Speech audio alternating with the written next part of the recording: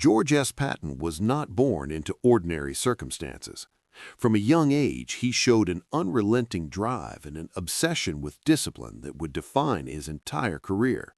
He graduated from West Point in 1909, where he displayed a combination of physical daring and intellectual curiosity, especially about the emerging technology of mechanized warfare. Early in his career, Patton embraced the tank as more than just a weapon. To him, it was a symbol of speed, aggression, and psychological dominance on the battlefield. During World War I, he led the first American tank units in combat, learning firsthand how armor could reshape the flow of battle. By the time World War II erupted, Patton had become a man obsessed with preparation, precision, and the relentless pursuit of victory. In North Africa, his arrival turned chaos into a highly coordinated offensive. Under his command, American forces moved faster and struck harder than German and Italian troops anticipated. He was notorious for pushing both men and machines to their limits, believing that hesitation was the enemy's greatest ally.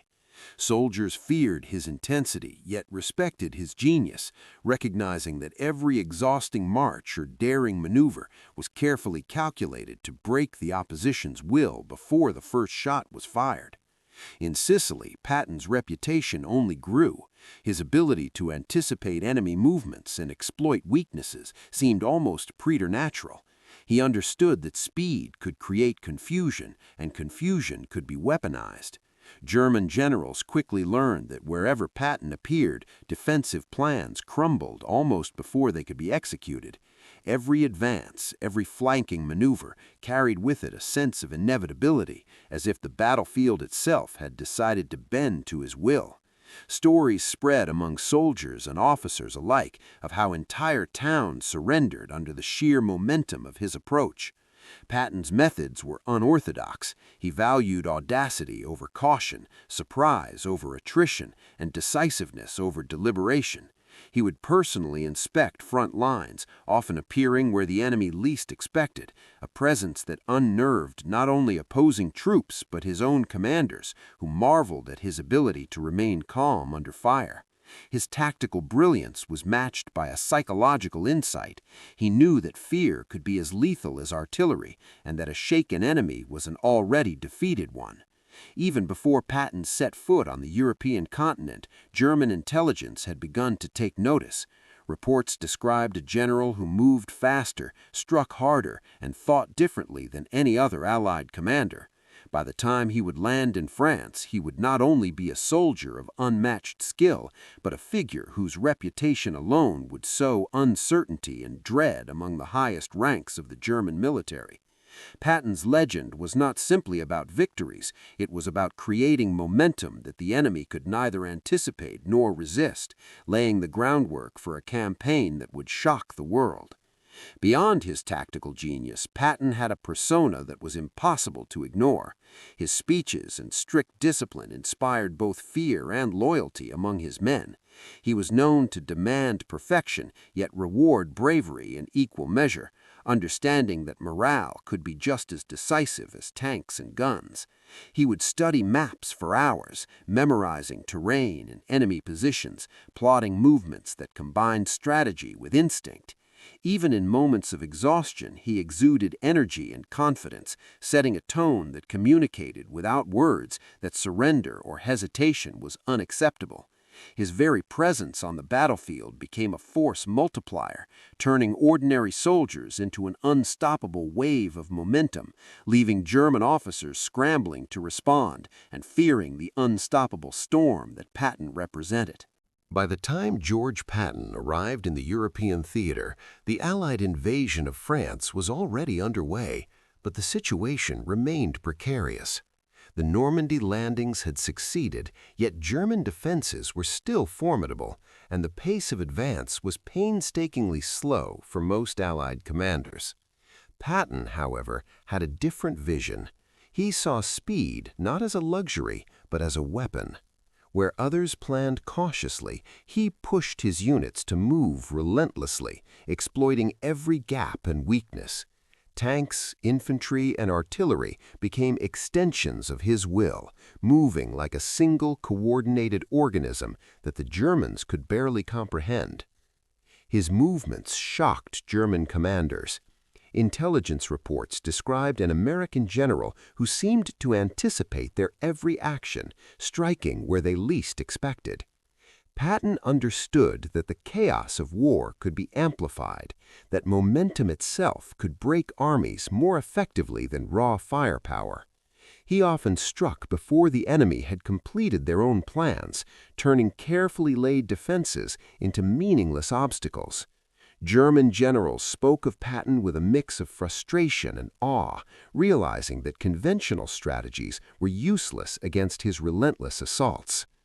One of Patton's most famous exploits occurred during the breakout from Normandy. While other units advanced cautiously, he drove forward at an unprecedented pace, crossing rivers, bypassing strongholds, and cutting off retreating German forces. Entire towns surrendered without a fight, terrified by the sudden appearance of tanks where no one expected them. Patton's style created a domino effect.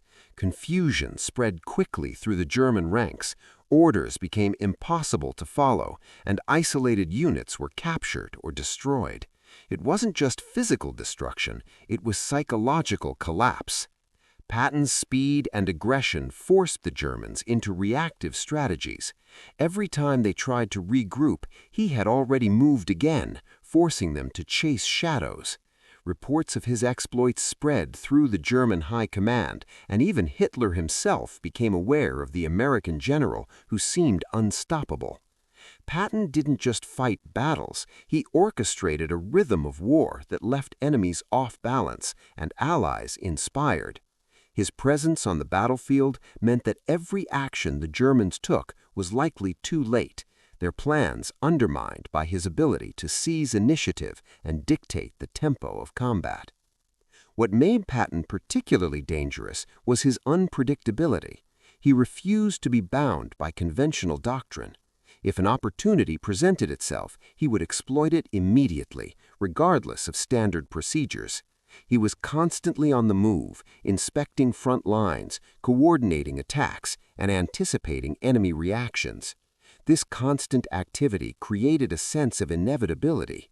Wherever Patton appeared, German officers knew that resistance would soon collapse, yet they could not determine where he would strike next. It was this combination of speed, aggression, and foresight that earned him a reputation as a general who could dismantle entire armies before they even knew what had happened. Patton's campaigns in France became a masterclass in psychological warfare. By maintaining unrelenting pressure, he sowed fear and confusion at all levels of the German command. Soldiers who might have resisted were suddenly confronted with the reality of overwhelming force, executed with precision and delivered at a pace they could not match. The effect was cumulative. Towns fell, supply lines were severed, and morale plummeted. Even seasoned generals admitted that Patton's approach was unlike anything they had faced before. Beyond the battlefield, Patton's influence extended into strategy and planning. He coordinated closely with other Allied commanders, yet he often pushed boundaries that others deemed too risky. His aggressive posture forced both allies and enemies to adapt, shaping the course of the campaign in ways that would echo throughout the war. By the time German forces began to understand his approach, it was too late. Patton had already moved on, leaving a trail of disruption, surrender, and psychological domination that would haunt the Third Reich for the remainder of the conflict. By the time Patton's forces reached the German border, the full weight of his reputation had preceded him. German commanders were no longer just facing an opponent, they were confronting a storm they could neither predict nor contain. Intelligence reports described a general who moved faster than any of their defensive preparations, striking with surgical precision at points they considered secure. Defensive lines that were meticulously planned crumbled in hours under his relentless advance.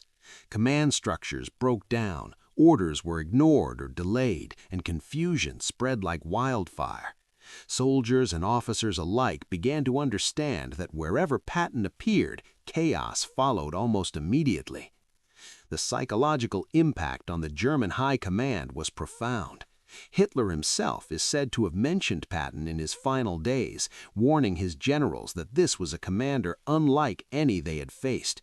It wasn't merely Patton's firepower that concerned them, it was his ability to think several steps ahead, anticipate their responses, and exploit hesitation. Entire divisions found themselves encircled or forced to retreat without ever fully engaging his forces. Where other Allied generals achieved victories through attrition, Patton won by turning speed and momentum into a weapon, dismantling both the physical and mental defenses of his enemies. One striking example occurred during the Battle of the Bulge, when German forces attempted a last desperate offensive. Patton's Third Army executed an almost impossible maneuver, pivoting over hundreds of miles of difficult terrain to strike the flanks of the advancing Germans. His rapid response prevented what could have been a catastrophic breakthrough for the enemy and turned the tide in favor of the Allies. German generals reportedly could not believe how quickly he had appeared where they least expected, seemingly teleporting across the battlefield while their own plans faltered. This was a commander who did not wait for opportunity, he created it, and the effect on morale was devastating. Patton's mastery of psychological warfare was as important as his mastery of tanks and artillery. By maintaining unrelenting pressure, he created a sense of inevitability. German troops began to expect defeat before the battle even began. Even seasoned officers were haunted by his reputation, making decisions under the shadow of fear and uncertainty. Patton understood this instinctively. He knew that a terrified enemy was often a defeated one, and he leveraged that knowledge to maximum effect. Every aggressive maneuver, every unexpected advance, amplified the panic in the ranks of his adversaries. The chaos Patton created went beyond the battlefield. Communication lines faltered, intelligence reports became unreliable, and German command centers struggled to coordinate even basic movements. Soldiers on the front lines often had no idea where reinforcements would come from or whether retreat was even possible. Patton's strategy was as much about disorienting the enemy as it was about capturing territory. By striking unpredictably and at high speed, he forced German commanders into reactive positions, constantly adapting to developments they could neither foresee nor control. Even in moments of apparent calm, Patton maintained his presence as a psychological force. He inspected positions personally, communicated constantly with subordinates, and ensured that every unit under his command operated with efficiency and confidence. German officers learned that even when he seemed absent, his influence was everywhere. The mere rumor of Patton's approach could trigger surrender or hasty withdrawal, demonstrating the power of reputation in addition to raw military might. His campaigns were not only about victory, but about instilling a deep-seated fear that would echo through the ranks of the Third Reich, confirming Hitler's own warnings. By the end of this phase of the campaign, Patton had achieved something remarkable.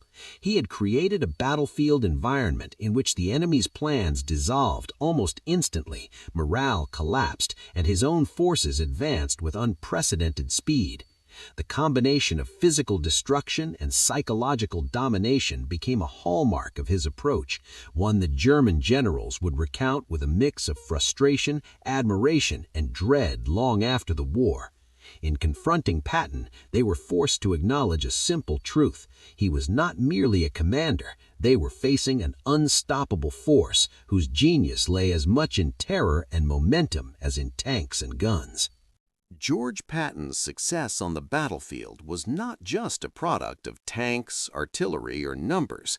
It was the direct result of a mind constantly calculating, anticipating, and exploiting both opportunity and fear. He approached warfare like a game of chess, but one in which the pieces moved faster than anyone else could follow. His aggression was not reckless, it was deliberate, a strategic weapon aimed at overwhelming the enemy's ability to respond. Patton understood that momentum could be turned into a force multiplier, and he used it to shape every engagement before it began. Patton's understanding of human psychology was as sharp as his understanding of mechanics. He recognized that soldiers, officers, and entire armies could be broken without a single shot if fear and confusion were harnessed correctly. Speed and unpredictability became extensions of his will, designed to destabilize opponents.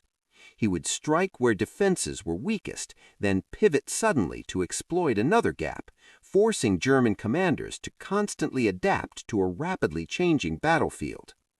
Hesitation, indecision, or overcaution by the enemy only played into his hands.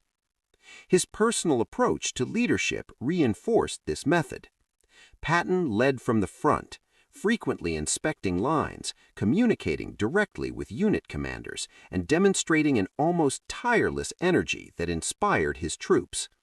His presence alone served as a psychological lever.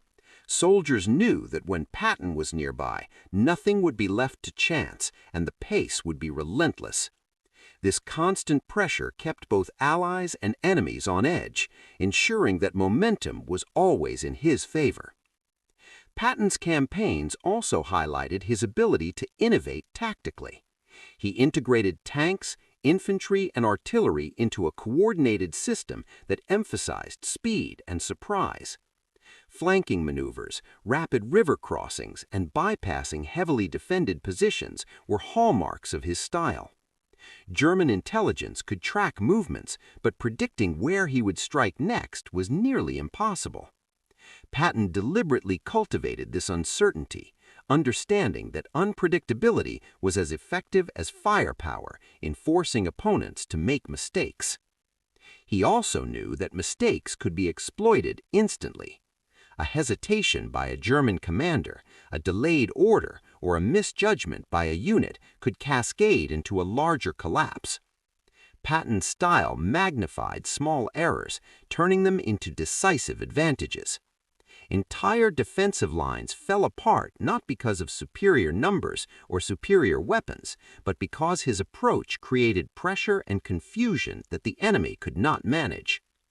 This combination of speed, audacity, and psychological insight became his signature, earning him a reputation that haunted German generals for the remainder of the war. Patton's ability to turn pressure into panic was evident across multiple campaigns. In France and the Ardennes, he forced the Germans into reactive postures, often dictating where and how battles were fought. Even when heavily outnumbered or facing entrenched positions, his relentless approach made the enemy appear disorganized, vulnerable, and defeated before the first major engagement. His understanding of human psychology and the battlefield dynamics allowed him to achieve results that conventional military doctrine could not predict or explain. Beyond tactics, Patton cultivated a persona that reinforced his battlefield effectiveness. His speeches, demeanor, and strict discipline sent a clear message: hesitation was unacceptable, and surrender was not an option. This personal brand of leadership instilled confidence in his own troops while amplifying fear in the opposition. Soldiers fought harder, moved faster, and took risks they might not have otherwise considered, all in service of maintaining the momentum that Patton demanded. He was not just a commander of armies, he was a force that reshaped the psychological landscape of the battlefield itself. By the end of his European campaigns, Patton had demonstrated that warfare was as much about mind as it was about machines. Speed, unpredictability, and psychological dominance allowed him to break defenses, disrupt command structures, and create victories that seemed inevitable in hindsight. He had turned aggression into strategy, momentum into a weapon, and fear into an instrument of victory. It was this combination that made him not only a brilliant tactician, but a figure that haunted the imaginations of both allies and enemies alike. His ability to instill unwavering loyalty while simultaneously instilling dread in the opposition ensured that his campaigns would be studied and revered for generations, a model of psychological and tactical brilliance that remains unmatched in modern military history. By the final months of World War II, George Patton had become more than a battlefield commander. He had become a symbol of unstoppable momentum and psychological dominance. German generals and soldiers alike spoke of him with a mixture of fear and admiration. Hitler himself reportedly referenced Patton in conversations with his staff, warning that this was a man who could not be easily contained. Patton's presence had a profound effect on the enemy's morale, often causing entire units to falter or surrender before facing significant combat. His reputation alone had become a strategic weapon, forcing the Germans into constant defensive reactions, unable to dictate the tempo of engagements. Patton's legacy was built on more than just victories. It was built on the way he reshaped the battlefield itself. He understood that war was as much psychological as physical. Every rapid advance, every flanking maneuver, and every audacious attack was designed to disorient, confuse, and demoralize the enemy. German officers were forced to rethink their strategies constantly, but even the most seasoned generals could not match Patton's speed or unpredictability. Defensive plans that might have held against any other commander collapsed under the relentless pressure he applied, demonstrating that momentum and initiative could be as deadly as firepower. The men under his command experienced both awe and exhaustion. Patton demanded absolute precision, discipline, and courage, yet he inspired loyalty through personal example. He led from the front, visiting lines frequently and ensuring that his forces operated as a highly coordinated and efficient machine. Soldiers understood that every order, every maneuver, and every risky advance was part of a broader strategy to maintain unrelenting pressure.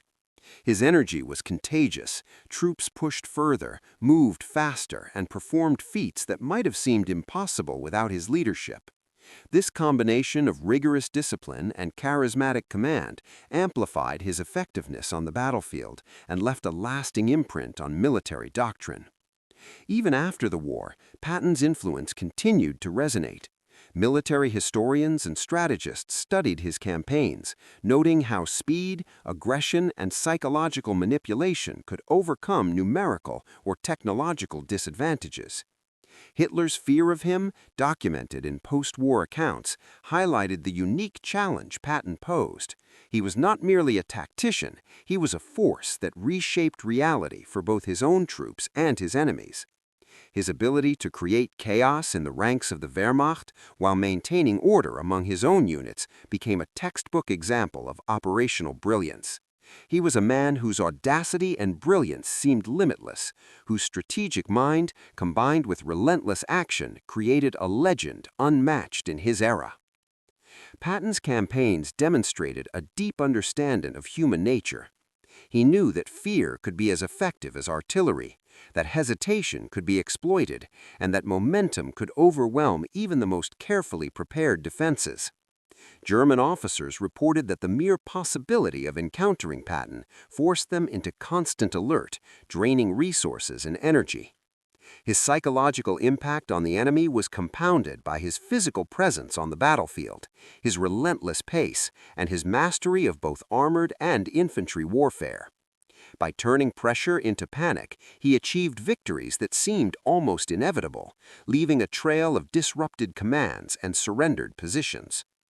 Ultimately, Patton's legacy is not measured only in territory gained or battles won, but in the enduring lessons he left for military strategy.